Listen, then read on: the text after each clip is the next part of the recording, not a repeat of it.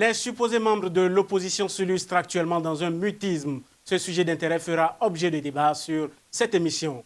La marche des femmes du CONARAB et du MFNPP sur le palais n'a pas été effective. Elles ont été empêchées par les forces de l'ordre d'atteindre leur destination. C'est le sujet qui connaîtra l'appréciation des journalistes dans la rubrique Coup de gueule. Plantons tout de suite le décor avec la toute première rubrique Gloire d'Afrique. Décédé le 5 février 2005 à bord de l'avion présidentiel qui l'évacuait vers la France pour des soins, Étienne Eyadéman Yansigbe serait né le 26 décembre 1935 à Pia, dans le nord du Togo. Après la mort de son père, Eyadéman est inscrit à l'école primaire évangélique de la localité où il ne dépassera pas le cours élémentaire.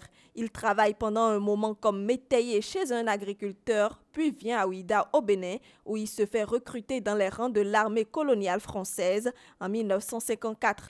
À la suite de l'indépendance politique du Togo et à la fin de la guerre d'Algérie, Eyadéman et d'autres combattants sont démobilisés et rentrent dans leur pays d'origine, nouvellement indépendant. Il rejoint également l'armée togolaise et devient le chef d'état-major des armées avec le grade de lieutenant-colonel. En janvier 1963, Yansigbe Eyadéman participe activement à l'assassinat de Sylvanus Olympio, premier président du Togo depuis l'indépendance. 4 ans plus tard, il renverse Nicolas Grunitzky, second président de la République, et prend le pouvoir. Le 15 avril, il devient officiellement président de la République, chef du gouvernement et ministre de la Défense du Togo. En 1969, il fonde le Rassemblement du peuple togolais, le RPT, le parti unique du pays. Le 9 janvier 1972, Yansigbe Eyadéman est confirmé à la tête de l'État par un plébiscite. Il sera réélu à 5 reprises en 1979, en 1986, 1993, 1998 et en 2003. Dès sa prise de pouvoir par le coup d'État militaire, Eyadéman reçoit le soutien de la France. Après des manifestations de l'opposition à Lomé le 25 janvier 1993, faisant plusieurs morts, la communauté européenne suspend sa coopération. Sa réélection en 1998 est contestée par l'opposition qui revendique la victoire pour le candidat de l'Union des forces de changement, Gilles-Christ Olympio. L'année qui suit, le parti de Yansigbe Eyadéman remporte la quasi-totalité des sièges du Parlement lors des législatives boycottées par l'opposition. Quelques mois après, il s'engage à quitter le pouvoir. En 2003, à la fin de son mandat, un accord est signé entre le pouvoir et l'opposition qui prévoit de nouvelles élections législatives. Le 30 décembre, le Parlement modifie ensuite l'article de la Constitution qui limitait à 2 le nombre de mandats présidentiels, ouvrant la voie à une nouvelle candidature de Yansigbe Eyadéman. Il sera réélu le 1er juin 2003 pour un 3e mandat de 5 ans avec 57,78% des voix lors d'un scrutin dont les résultats sont une nouvelle fois contestés par plusieurs dirigeants de l'opposition. Pendant ces dizaines d'années de gestion, les organisations de défense des droits de l'homme, tant togolaises qu'internationales, ont régulièrement dénoncé les atteintes aux droits de l'homme commises par le régime de Yansigbe Eyadéman. Avant son décès le 5 février 2005, Yansigbe Eyadéman souffrait d'un œdème pulmonaire provoqué par un incident cardiaque passé inaperçu. Le 3 juin 2005, le décès de son frère aîné Kabissa Yansigbe, avec lequel il était très proche, lui porte un nouveau coup psychologique cette fois-ci. Sentant la fin proche, Eyadéman choisit l'emplacement de son tombeau à Pia, ainsi que son cercueil et le costume dans lequel il souhaite être inhumé. Terriblement affaibli, Yansigbe Eyadéman perd lentement conscience et ses proches décident de l'hospitaliser d'urgence à Tel Aviv, en Israël. Alors que l'avion est à 250 km au sud de Tunis, les médecins annoncent à la famille qu'une crise cardiaque vient d'emporter le président. À 69 ans, dont 38 au pouvoir, Yansigbe Eyadéman a rejoint la demeure de ses ancêtres. Alors que la commission prévoit que le président de l'Assemblée nationale doit assurer l'intérim jusqu'à la tenue de nouvelles élections, 60 jours après le décès du président en exercice, l'armée togolaise prend le pouvoir à la mort de Yansigbe, prétestant que le président de l'Assemblée nationale n'est pas présent dans le pays. En toute hâte, le Parlement élit un de ses fils, Faure Yansigbe Eyadéman, président de l'Assemblée nationale, et modifie la Constitution afin de prolonger son mandat jusqu'à la fin normale de celui de son père. Et le 25 février, Faure Yansigbe Eyadéman annonce qu'il renonce à la présidence, que les élections seront organisées dans les prochaines semaines et qu'il se porte candidat à la présidence. Il sera élu le 4 mai 2005. Selon le magazine Forbes, La fortune personnelle liée à sa mort serait estimée à 4,5 milliards de dollars, soit 3 fois la dette extérieure du Togo. Une fortune qui va diviser ses enfants lors du partage des biens.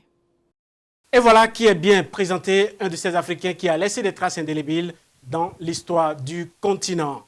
Pour donner vie à ce plateau, ils sont déjà avec moi. Léon Batouero, bonsoir. Bonsoir Hippolyte, chers amis téléspectateurs, merci de nous toujours tenir compagnie sur ce plateau. Samson Cabral Adinsi, bonsoir. Bonsoir Hippolyte, chers amis téléspectateurs, bonsoir. Guillaume Dessouza, bienvenue une fois encore sur ce plateau. Bonsoir Hippolyte et bonsoir aux amis téléspectateurs. Tony Aubin, bonsoir. Bonsoir Hippolyte, bonsoir à tout le monde. Et voilà, la prochaine étape de cette émission, c'est bien évidemment la rubrique Coup de gueule.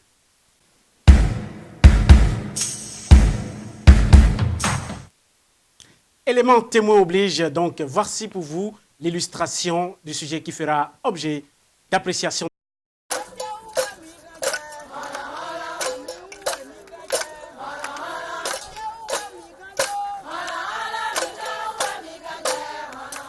Elles comptent sur leur propre force pour réussir l'inédit. Marcher de la Bourse du Travail à la présidence de la République pour dire ce qui les chagrine au père de la nation.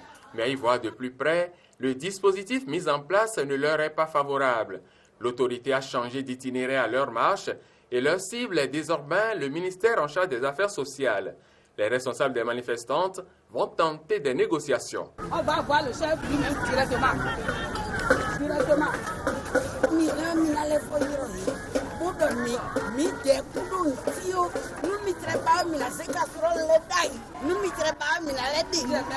Vous pouvez les rappeler, leur dire que nous n'avons aucune âme en main. Nous sommes même prêtes à laisser tomber les casseroles, même enlever nos vêtements et marcher nus.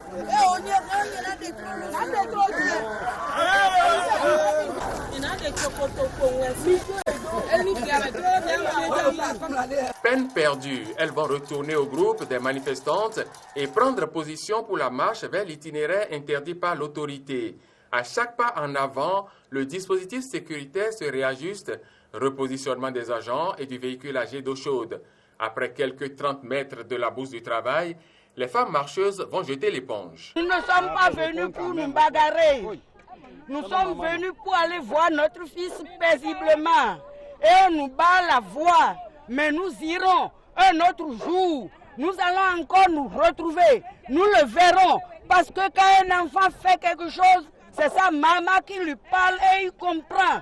Donc nous nous sommes décidés à faire entendre raison à notre fils qui est devenu président de la République. Elles vont se consoler d'une marche autour du rond-point de la Bourse du Travail avant de se rassembler en un meeting au cours duquel elles vont faire connaître les points essentiels de leur grogne. 1. La réinstallation et le dédommagement des gens dégagés des espaces publics. 2. La réduction des impôts et taxes sur les marchés et pour les artisanes et les artisans. 3. L'arrêt de la liquidation des entreprises publiques afin de sauvegarder les emplois de nos maris, sœurs et enfants. 4. L'équipement de nos centres de santé pour assurer des soins adéquats aux populations. 5. La résolution des problèmes des enseignants, l'octroi des bourses et secours aux élèves et étudiants pour que nos enfants retrouvent les chemins des classes et aussi la résolution des problèmes des autres travailleurs en grève. 6. La fin des poursuites et détentions politiques, la libération de Météo Laurent et ses co-accusés. Tout le peuple, avec nous, vous attend. Tout ceci comme pour dire au chef de l'État de cesser de penser un peu à vous-même et de penser au peuple béninois, de penser aux femmes de ce pays, victimes de votre politique. Vous avez suivi avec attention cette marche empêchée par les forces de l'ordre. Samson Cabral Adinsi, quelle est votre appréciation de cette marche qui a été empêchée par les forces de l'ordre? La marche n'a pas été empêchée par les forces de l'ordre.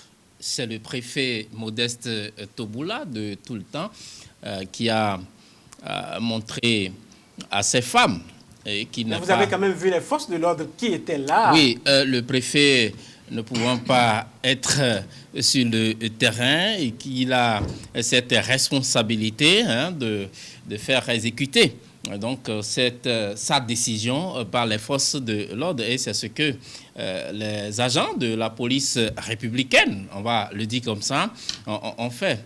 Et c'est bien malheureux. Vous savez, dans un pays où les libertés sont acquises, sont admises, on doit pouvoir commencer par faire les choses autrement. Mais je constate toujours que le préfet du littoral fait montre toujours de cette attitude hautaine et méprisante à l'égard donc des compatriotes. Et je crois qu'il n'arrange pas les choses en faveur, pour ainsi dire, du chef de l'État. Vous savez, le président de la République a besoin d'une certaine sérénité pour travailler, pour atteindre ses objectifs. Et atteindre ses objectifs, c'est de pouvoir être à l'écoute du peuple. Je crois que les femmes constituent un maillon essentiel du tissu social. Elles ont décidé d'exprimer peut-être leur ras-le-bol à l'autorité suprême, au premier magistrat de notre pays. Et je crois qu'on doit pouvoir les laisser aller au bout donc, de cette détermination. C'est vrai, c'est la présidence. Nul ne peut peut-être se lever et prétendre peut-être parler au chef de l'État. Mais quand il s'agit de ces femmes, on peut déjà imaginer que c'est des âmes fragiles, faibles, et qui ne pourront pas peut-être violer, on va dire, la quiétude qui devrait régner au sein du palais de la République. Et donc, à ce titre, on doit pouvoir concéder à nos mamans, à nos sœurs, à toutes celles-là qui, à un moment donné, ont constaté que ça ne va plus du tout dans le pays, mais malheureusement, on les a empêchés donc d'exprimer leur opinion. Et je crois que vous avez constaté que par la suite, il y a le très bouillant Naini Kassamampo qui a réagi. Il était au chevet de ces dames. Voilà, on va parler de récupération politique. Plus tard, vous verrez d'autres forces politiques revenir sur cette question de liberté qui est en train d'être brimée par les autorités de mon pays. Et je crois que c'est bien dommage pour notre pays. C'est bien dommage pour notre pays. Tony Aubin, on n'a pas vu Modeste Toboula pointer comme il le faisait précédemment. On l'a vu avec les étudiants, avec d'autres matchs qui ont été réprimés. Modeste Toboula marque sa présence pour dire qu'il est là aussi en tant qu'autorité préfectorale. Et c'est bien dommage. S'il ne s'est pas présenté, peut-être qu'il était sur d'autres fronts.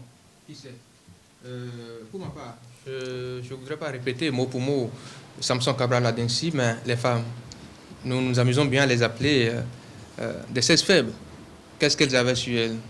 Casseroles, louches, ustensiles de cuisine, juste pour montrer combien tout est vide dans les foyers. Voyez-vous, et Modeste Toboula, une fois encore, n'a pas su faire preuve de modestie pour rendre service au chef de l'État. On ne lui demande pas autant, parce que je voudrais bien croire. Vous savez, je constate malheureusement qu'il n'a pas compris la leçon que le chef de l'État a bien voulu lui donner en ce moment où, souvenez-vous, certaines forces de l'opposition ont projeté une marche.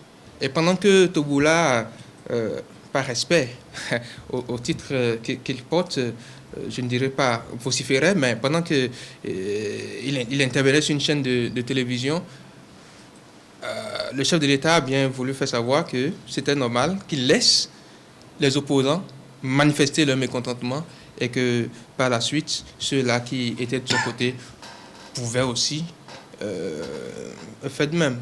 Pas en termes de mécontentement, mais en termes de soutien. Ça n'a pas été le cas cette fois-ci. Mais qu'ils sachent une chose, ces femmes ne seraient pas descendues dans les rues de Cotonou si, lorsqu'elles se réveillent le matin, elles constatent que leurs enfants sont allés au job, leurs enfants sont allés au boulot. Peut-être que leurs époux aussi sont allés au boulot. Lorsqu'elles constatent que tout va pour le mieux, lorsqu'elles constatent que leurs gendres ne sont pas au chômage, que leurs filles se portent bien dans leur boulot, à la maison, tout et tout. ça ne va pas. Il faudra avoir le courage de le dire. Ça ne va pas. Elle ne serait pas sortie si la fronde sociale n'était pas aussi, comment dirais-je, n'avait pas pris si tant d'ampleur. Elle ne serait pas sortie aussi si, à l'issue de la rencontre entre le clergé catholique béninois et le chef de l'État n'avait pas fait savoir, d'une manière ou d'une autre, qu'il tient droit dans ses bottes. Et donc, que les applaudissements de ses concitoyens ne lui font aucun effet et que les insultes, les intoxications sont pour lui rien que des signes de mérite, parce qu'il aurait tout ce qu'il fait actuellement, ne devait pas surprendre. Tout ce qu'il fait actuellement, il aurait déjà averti le peuple béninois lors de la campagne, pendant qu'il était encore candidat à l'élection présidentielle. Aujourd'hui, le constat est là, que rien ne va. Et lorsque le clergé sort, lorsque l'Union islamique sort, lorsque les négociations gouvernement central syndical échouent et que la fronde sociale est si prononcée, lorsque ça se passe de cette façon, je vous en prie, c'est qu'il y a malaise. Et pour tout corroborer, c'est cela, hein? Oui. C'est les femmes qui descendent finalement dans les rues. Quand les femmes descendent dans les rues, ça veut dire que ça ne va pas. Il faudra qu'on le sache. Lorsque vous avez pris le pouvoir et que vous avez tenu droit dans vos bottes, c'est vrai, vous avez parlé, vous avez nourri des ambitions dans le sens de réformer le système partisan. C'est une bonne chose. Vous avez basé vos thèmes de campagne sur les réformes institutionnelles et politiques. Mais certainement que il n'a jamais été dit quelque part, que ces femmes allaient être déguerpies, que leur mari allait perdre leur job, qu'il y aurait des emplois, enfin des sociétés qui seraient liquidées. Ce sont les effets secondaires des réformes, Tony Aubert. Ah bon. Alors, on revient à vous, Léo Batonguero. Pourtant, ces femmes, on a proposé de marcher sur le ministère de la Fonction publique et des Affaires sociales. Mais elles ont rejeté cette proposition sous prétexte qu'on veut forcément parler à l'autorité. Hippolyte Agosso, je crois que c'est un peu triste, c'est dommage pour ce qui se fait observer dans notre pays, qui a vanté sa démocratie depuis un certain temps, jusqu'à ce que maintenant, de plus en plus, on n'est plus dignement capable de dire qu'on est béninois parce que la démocratie se meut et que l'état de droit s'exerce véritablement et qu'on en est fier de tout ce qui se passe en fait. Et vous voyez, des femmes qui projettent une marche. Mon cher ami Samson vient de nous parler d'un certain préfet qu'il qualifie de préfet de tous les temps. De tous les temps parce que tristement illustré dans tous les événements qui vont impliquer une décision préfectorale. Si Modeste Toboula, il protège le chef de l'État. Oui, on peut penser ça. Et de plus en plus, on est en droit, en tant que journaliste, acteur de médias, de dire que si tout ce qu'il fait ne plaît pas au chef, il y a longtemps que le chef lui aurait dit « Halte, ça va ». Mais ça veut dire que la décision qu'il prend, il avise le chef qui lui dit « ça peut aller » et il se tait. Parce que de toute façon, Modeste Toboula a pris beaucoup de décisions qui n'ont jamais plu à personne, en tout cas pour ceux qui sont concernés dans chacune de ces décisions. La dernière fois, Tony vient de le rappeler, hein, quand les acteurs de l'opposition, si on peut les appeler ainsi, parce qu'on va y revenir dans le débat tout à l'heure, quand ces acteurs-là étaient en train d'envisager marcher, qu'on voulait leur définir un autre itinéraire, le préfet s'est encore illustré là. Là, peut-être, c'est des hommes, des cadres, certains hommes d'acteurs qui ont dit on doit aller dans l'itinéraire qu'on s'est choisi nous-mêmes. Ici, vous voyez, des femmes disent on veut marcher pour aller à la présidence et on leur dit non, vous pouvez plutôt aller vers les affaires sociales. Qu'est-ce qu'on craint? Si c'est des questions de sécurité, il n'y a pas mieux sécurisé que la présidence, chers amis. Et si, dans notre État, on a une police républicaine qui ne peut pas encadrer des femmes qui sont prêtes, en négociant, à dire on est prêtes à laisser les casseroles, les louches qu'on tient et à aller devant le président lire notre motion ou alors tout au moins devant la présidence, c'est dommage. C'est une république, après tout. On a vu ailleurs, pas loin de chez nous, des gens créer spontanément une manifestation, le président laissait faire. Rien ne s'est passé. Est-ce que Patrice Talon ou tous ce qui sont ces grands soutiens comme cet omnipotent préfet, est-ce qu'ils pensent que les femmes iraient à la présidence pour renverser le président ou pour créer une insurrection jusqu'à une certaine hauteur que notre État ne peut pas gérer? Et si c'est le cas, je suis encore davantage déçu de savoir qu'on a un État dont les acteurs sont insultés, les acteurs de la sécurité, parce que c'est de cela qu'il s'agit. Si elles sont 1000 femmes, 2000 femmes, et que si on a des envahisseurs comme ces femmes-là, et que notre police ne peut pas riposter, véritablement, on cesse d'être dans la police a quand même réussi à les empêcher à marcher sur le palais de la République. Guillaume Dessouza, vous avez suivi ces femmes aussi qui ont même manifesté le désir de se déshabiller pour prouver aux hommes en armes qu'ils n'avaient vraiment rien sur eux qui puisse quand même porter atteinte à la sécurité. Non, je pense que cela n'aurait pas été la solution. Ce n'est pas en se déshabillant. Bon, elles ont certainement voulu mimer. C'est hyperbolique. Elles ont voulu mimer. Elles ont voulu mimer leurs sœurs du Togo qui ont fait quelque chose du genre. Mais là, la situation n'est pas comparable, elle n'est pas identique à celle que nous vivons ici au Bénin. Non, je crois que il faut avoir l'honnêteté de reconnaître une chose. Vous savez, le projet de marche de nos chères mamans a souffert de deux insuffisances. La première insuffisance est relative d'abord à l'itinéraire qu'elles ont voulu emprunter, parce que vous ne l'avez peut-être pas souligné, mais l'itinéraire également a posé problème, semble-t-il, parce que le préfet, voilà... Elles ont défini leur itinéraire. Voilà, le préfet a estimé qu'elles ne pouvaient pas emprunter cet itinéraire-là. Donc, il y a l'itinéraire qui a posé problème. Et la seconde insuffisance était relative à la destination de leur marche. Pour ce qui concerne la première insuffisance, c'est-à-dire l'itinéraire, écoutez, je pense que nous sommes dans un état de droit. Et un état de droit doit être un état de gens disciplinés. Et lorsqu'on est dans un état de droit, un état où les gens sont disciplinés et que l'on veut poser un certain nombre d'actes, d'actions, eh bien, il existe un certain nombre de démarches qu'il faut suivre. Il existe un certain nombre de procédures auxquelles l'on est astreint. Et pour le cas d'espèce, c'est-à-dire que lorsque l'on veut faire une marche, on a dit marche de protestation. Ce que prévoit la loi, c'est quoi? C'est que vous informez l'autorité de votre projet de marche. Je crois que nous sommes dans un régime déclaratif, donc il n'est pas question d'autoriser la marche. Mais vous informez l'autorité de votre projet de marche, et puis vous lui soumettez également l'itinéraire que vous envisagez emprunter. Mais il revient à l'autorité à laquelle vous vous êtes adressé, il revient à cette autorité-là, avec vous, de convenir d'un itinéraire final. C'est-à-dire que l'itinéraire que vous proposez à l'autorité n'est pas censé être obligatoirement celui-là que vous allez emprunter. Pour la simple raison que nous devons savoir qu'en matière de maintien de l'ordre et de sécurité, il existe un certain nombre de paramètres que nous autres simples civils, nous ne maîtrisons pas. Dans ce cas de figure, de toute façon, la destination n'est pas autorisée à atteindre dans ce cas de figure. Oui, j'en viens. Du ministère des Affaires sociales. Oui, j'en viens, Hippolyte. Donc, je disais qu'il y a des paramètres que nous autres civils, nous ne maîtrisons pas toujours. Donc, il faut forcément que ce soit ensemble avec l'autorité que nous convenions d'un itinéraire donné. Donc, je pense qu'à ce niveau-là, il y a quelque chose qui n'a pas bien fonctionné. Pour ce qui est de la destination, attendez, soyons un peu sérieux. Elles ont dit quoi? Qu'elles voulaient marcher... parler à leur fils, je vous en prie. entre-temps devenu président. Je vous en prie. Elles ont dit qu'elles veulent marcher sur la présidence de la République. La présidence de la République, je ne vous apprends certainement rien, c'est une institution. Mais lorsque vous dites dans un état de droit que vous voulez marcher sur la présidence de la République, mais on peut assimiler cela à une atteinte à la sûreté de l'État. Mais attendez.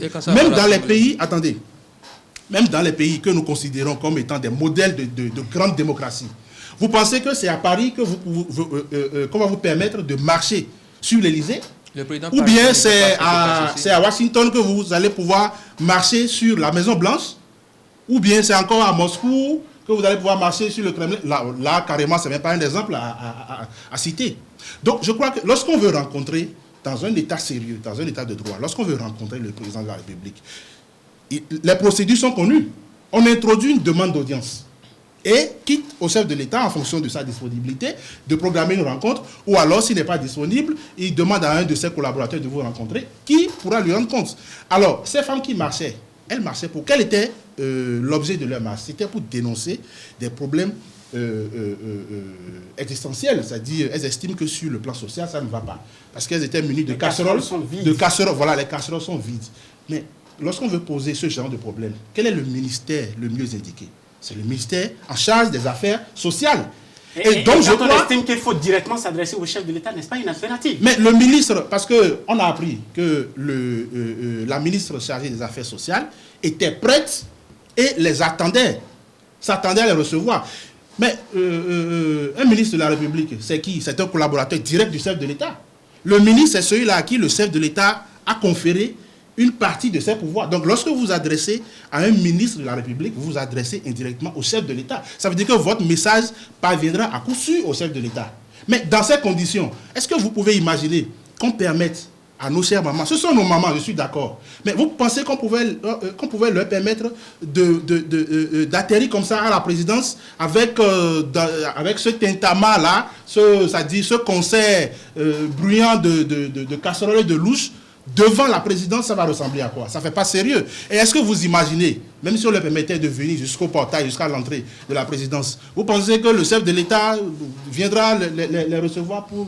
Non, ça ne fait pas sérieux. Donc je pense que ce sont ces deux insuffisances-là qui ont concouru à l'échec de ce projet de marche. Merci à vous, Guillaume Dessouza. C'est sur votre intervention que nous refermons donc cette rubrique, lancée cette fois-ci, la prochaine, avec Samson Cabral Adensi.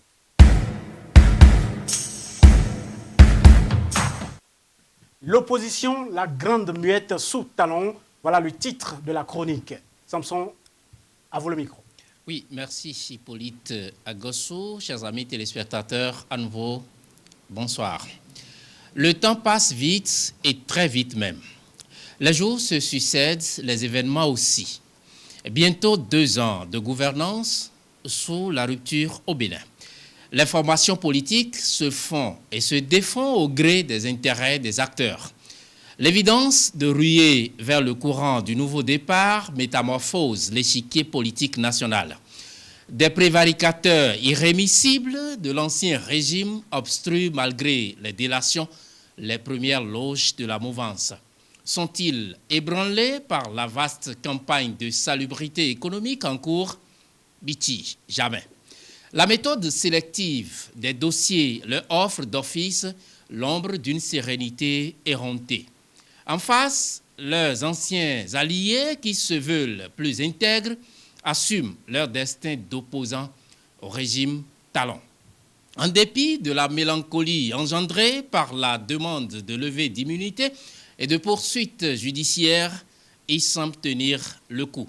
Seulement, ces opposants attitrés manquent de courage et d'engagement dans l'animation de la vie politique. Sur le terrain, des actions sporadiques sur fond d'hésitation n'émoussent guère l'adversaire. Le spectacle manque d'acteurs influents comme Candide Azanaï, Sébastien Germain Ajavon et des grosses cylindrées du parti Foscori pour un Bénin émergent. La symphonie d'action de ces premiers dissidents de la rupture avec l'ancien président Boniaï et ses poulains devrait logiquement sonner le glas de la riposte aux avatars du compétiteur né. Mais la démarche dégingandée de l'opposition rythme la scène politique et offre à Talon et ses sbires l'avantage d'occupation anarchique. Et pourtant, le mépris du gouvernement face aux revendications des travailleurs, les plaintes et complaintes du peuple enfariné par les mesures antisociales sont autant d'éléments susceptibles de créer le déclic et motiver l'entrée en scène de ces acteurs politiques. La coutume bohémienne du président de restaurer l'espoir pourrait entretenir ce climat de méfiance préjudiciable à la cohésion du camp anti-talon. L'habitude versatile de Candide Azanaï n'inspire pas certes confiance, mais il est grand temps que ces acteurs se tiennent la main dans la sincérité, loin des jeux d'intrigue pour mettre sous leur coupe la majorité de la prochaine législature. Au-delà des joutes électorales de 2019, les perspectives devraient tenir compte de l'alternance non négociable de 2021. À ce titre, Candide Azanaï doit impérativement se soigner de la carence professionnelle de ne rien tester et l'insuffisance légendaire de ne pas présenter au peuple des produits de qualité. Ajavon, quant à lui, doit quitter l'informel et se porter sur le ring, nonobstant l'épée de Damoclès à effet fiscal qui plane. Le peuple béninois a besoin d'alternatives crédibles pour se remettre, j'allais dire, de sa déception.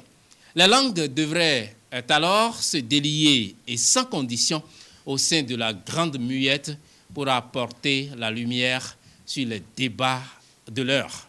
Un autre son de cloche, autre que les propagandes du RAVIP, du PAG et autres dossiers qui passionnent le chef de l'État, mérite d'être servi à l'impératif. Merci à vous, Samson Cabral Adinsi. On revient donc tout de suite pour les analyses.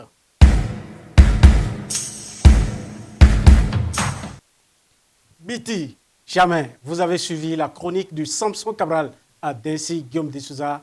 Réaction. Non, je pense que c'est un constat réel. C'est-à-dire que... Pour une fois. Non, vous savez, la vérité, la réalité, c'est la chose la mieux partagée. Effectivement, on note un certain mutisme, c'est-à-dire un curieux silence du côté donc, de ceux-là qui sont censés, disons, jouer un rôle déterminant dans tout système démocratique. Vous savez, quand on parle de démocratie et qu'il n'y a pas une opposition en face d'un pouvoir en place, il y a quelque chose qui ne va pas.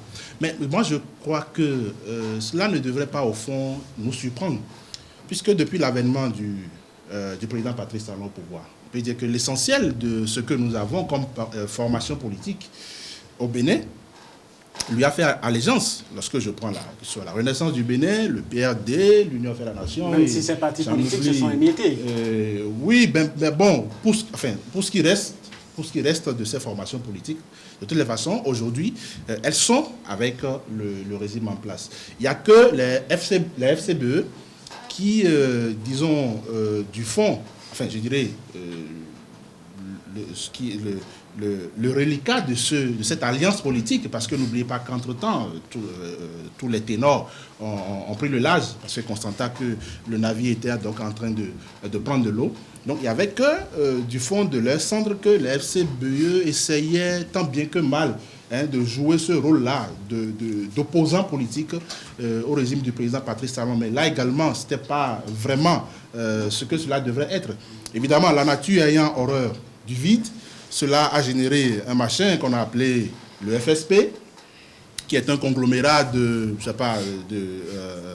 d'organisations syndicales, de partillons politiques et tout le reste, qui, de temps à autre, essayent également de donner un autre son de cloche dans le pays. Donc, dans ces conditions, il n'est pas surprenant que nous fassions un tel constat.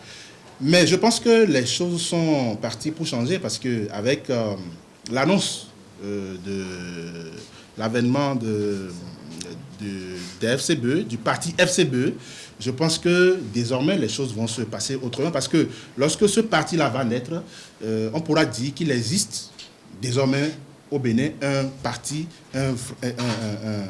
politique vraiment sérieux qui soit de l'opposition au président Patrice Talon. Et là, je pense que nous pourrons, disons, peut-être revenir encore dans ce même studio et refaire l'analyse et voir si désormais l'équilibre donc existant désormais, est-ce que cette opposition-là au président Patrice Talon pourra être convenablement animée comme nous l'aurions souhaité. On va également souhaiter que le processus de réforme du système partisan qui est en cours parvienne également à bon port, afin que nous ayons désormais une meilleure configuration politique chez nous, parce que là, il faut reconnaître qu'actuellement, comme l'a observé Samson, tout le monde est allé carrément vers la rivière, et donc seuls quelques téméraires essayent encore tant bien que mal de jouer ce rôle d'opposant politique. Alors, Tony Aubin, quand on démissionne et qu'on promet au peuple que les jours à venir, ce sera des révélations qui ne viennent jamais à peu près. Enfin,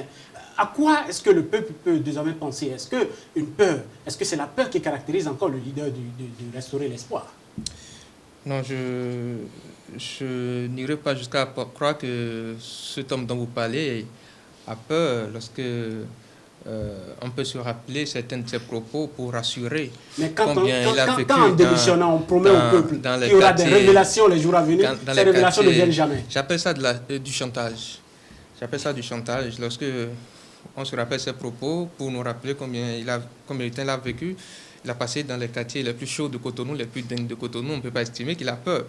Bon, maintenant, je n'aurais pas trop envie de parler de candidat Jani. Peut-être qu'il est tranquille, attendant une prochaine occasion, comme celle du 5 mai 2015, pour faire sortir tous les Cotonois et se refaire une popularité. Peut-être que c'est cela. Mais je voudrais prendre la chute de mon très cher ami Guillaume de Souza pour dire qu'avec la sortie des FCBE tout récemment, c'est sûr que les jours à venir vont permettre sans doute à d'autres formations politiques du pays de se faire entendre. Je suis sûr que, vous savez, il y a des frustrés de la rupture. Ça, c'est normal, c'est atypique à tout régime. Lorsqu'un régime s'installe, il y a naturellement des frustrés. Et ça forme forcément un bloc. Et vu que 2019 ça s'approche à grands pas, Sébastien Adjavon est là, les Soglo sont là, candidat Zané est là. On va sans doute assister à de grands regroupements qui pourront faire dire qu'en réalité, l'opposition n'est pas aussi muette que ça. Vous savez, la machine politique au Bénin, l'animation de la vie politique au Bénin n'est pas une mince affaire.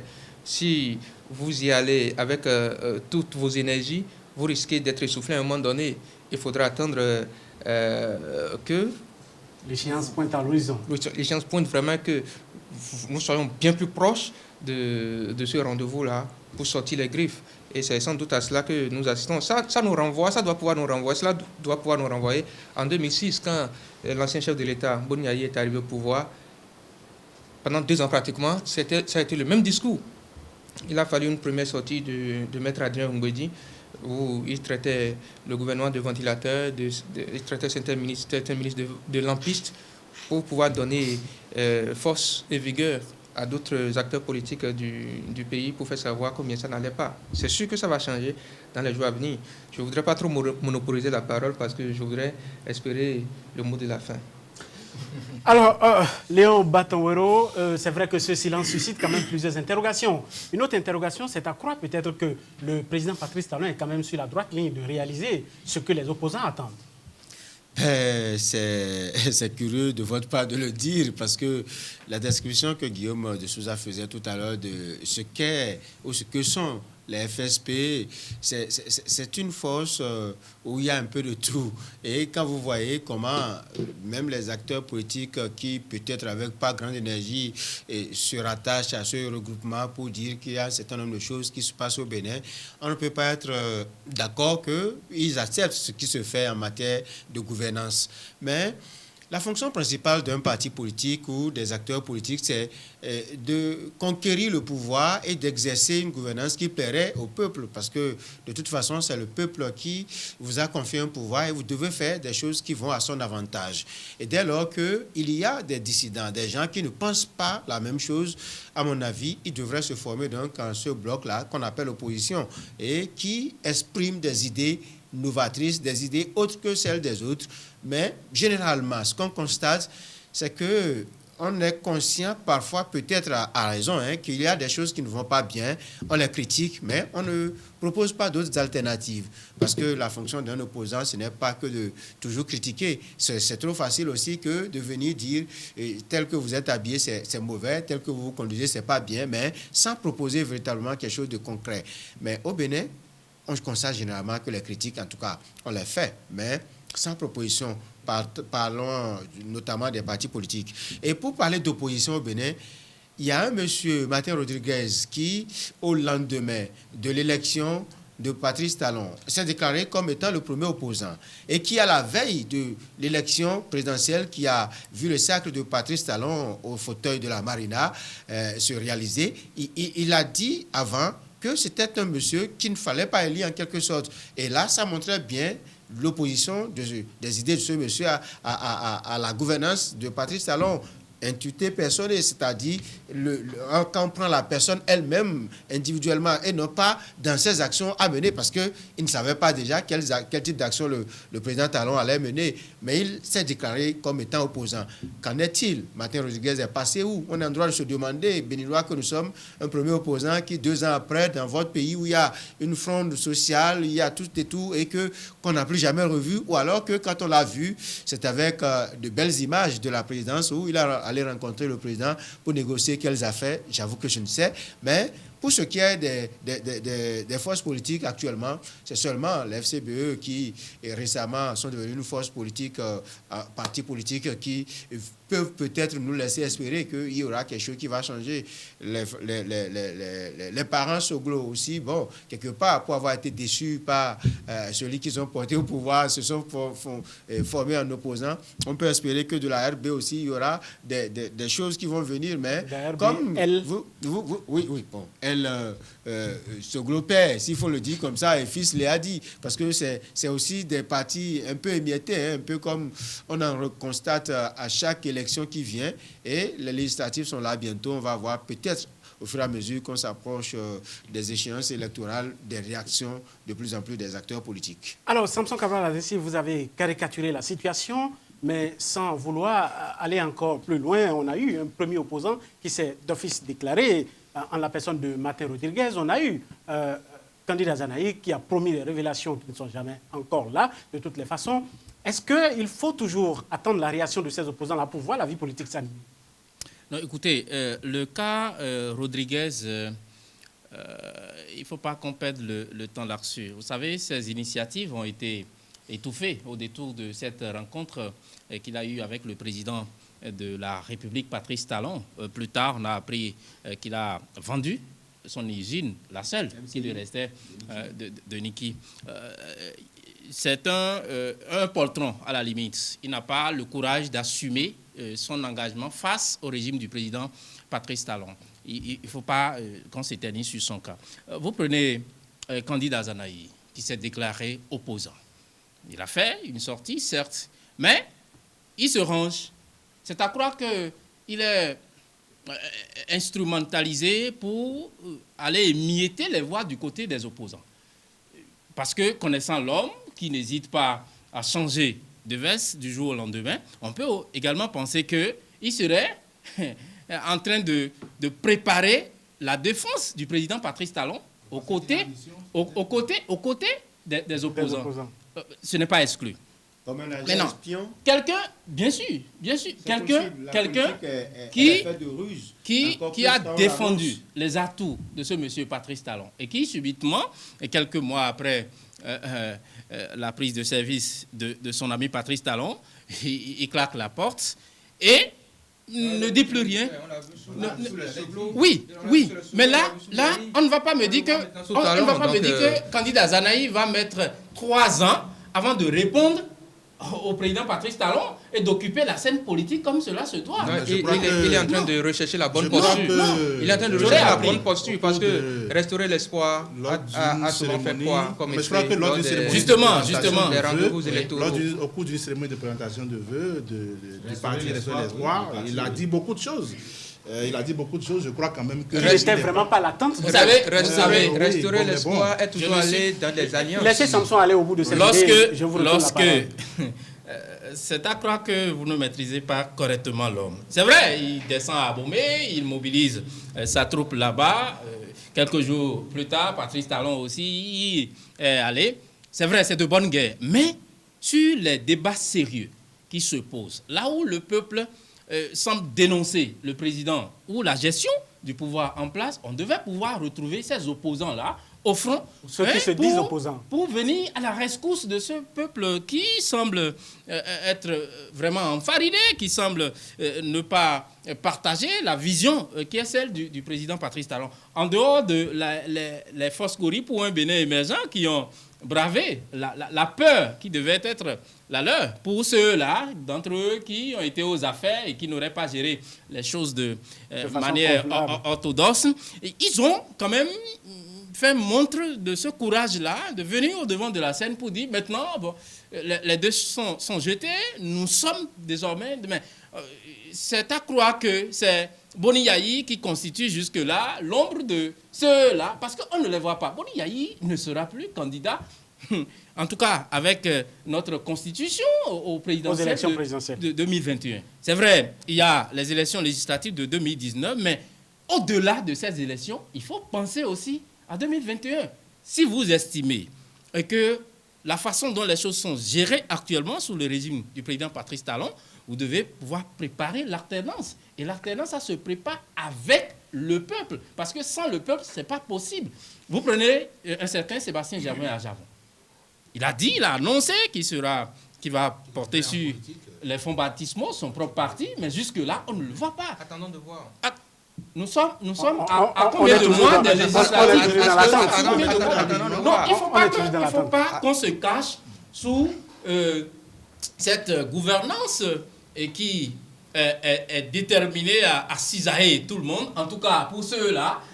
Non, pas cisailler, qui est déterminé à peut-être mettre ces réformes en œuvre. Qui ont encore de cadavres dans leur placard. Mais ce n'est pas pour cette raison que ces opposants déclarés vont se retrancher, vont se muer dans ce silence. Vraiment, c'est pas gai. Et c'est le peuple qui est livré à lui-même. Et c'est les organisations syndicales qui font le jeu à la place de ces opposants. C'est bien triste pour notre pays. Alors, Tony Aubin, pour finir, votre mot de la fin. Lorsqu'on a retrouvé des kilos de cocaïne dans vos marchandises, dans vos conteneurs, il va falloir faire attention et attendre vraiment la veille des grands rendez-vous pour vous faire entendre. Sinon, faites attention.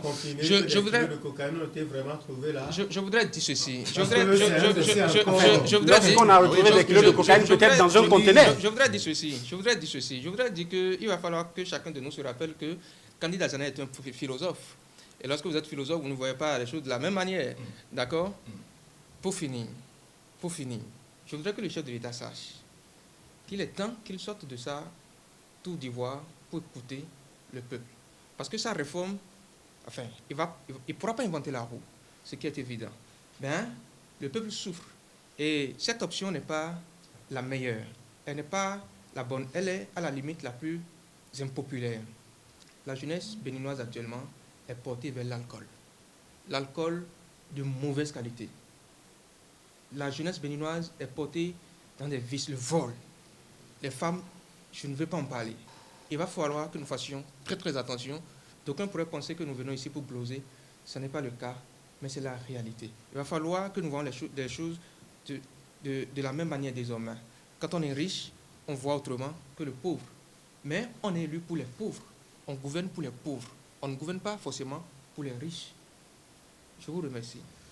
Guillaume Dessouza, pour finir, votre mot de la fin. Oui, je pense que de toute évidence, nous avons certainement des opposants qui peut-être ne savent pas encore très bien ce qu'ils veulent, hein, ou peut-être finalement adhèrent à la vision du chef de l'État. On ne sait jamais, parce qu'il y a beaucoup de raisons qui peuvent expliquer leur mutisme. De toutes les façons, moi, je demeure certain que les jours à venir, au fur et à mesure que nous allons nous rapprocher des jours électorales, les choses vont se préciser clairement. On saura quelle est la position de chacun. De X ou de Y. Voilà. Donc, Léon Batouero.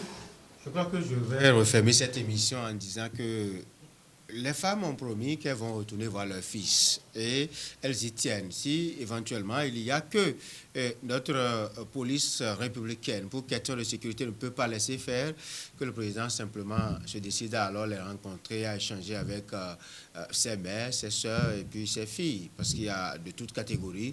Notre pays n'en est pas incapable. Aller à la présidence, échanger avec un président, quoi que soit leur attitude de mouvement, ce n'est pas impossible. Et Guillaume a donné des exemples. Ce n'est pas le moment de faire le débat, mais je crois que c'est encore faisable. Et il a pensé à ça compte tenu de la situation sociale dans laquelle nous vivons. Samson, pour finir. Oui, que les opposants du pays essaient d'affronter cette détermination du chef de l'État d'assainir les finances de notre pays, de lutter contre l'impunité dans notre pays. Il faut qu'ils parlent, qu'ils sortent, même des gens comme Djenotin, parce qu'on a agité cette demande de levée d'immunité. Les gens ne voudront plus se parler, ne voudront plus entretenir le peuple sur les réels problèmes de la nation. Je crois que ce serait à leur risque et péril. Et le peuple ne fera pas le travail sans leur apport, sans leur soutien. Et voilà, c'est sur votre intervention donc, que nous mettons un thème à cette émission, espérant vivement donc, que le chef de l'État puisse quand même écouter le bas peuple pour les réformes à venir. D'ici là, portez-vous bien.